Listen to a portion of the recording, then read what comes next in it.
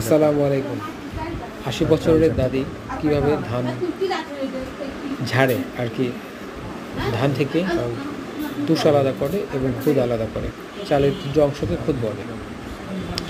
দেখেন, হয়তো এই বয়সেই অনেকে শুয়ে আছে, তার আগের বয়সে মারা গেছে আর মৃত্যুবরণ করেছে, কিন্তু ওনারা এই বয়সেও কি সামর্থ্যবান, কাজ করে খাচ্ছে। যারা আজীবন কাজ করে খায় তাদের কোনো সমস্যা হয় না, তারা এটা তাদের কাজ দিয়ে, জীবন দিয়ে, সব কিছু দিয়ে প্রমাণ করতে পারে।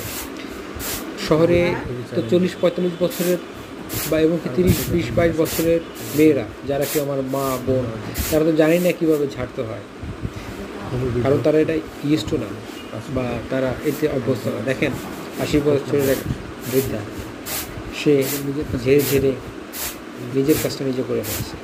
বাংলাদেশেও আমেরিকা আছে, যাদের জীবনে কাজ ছাড়া কিছু নাই, তারা বাংলাদেশে আমেরিকা।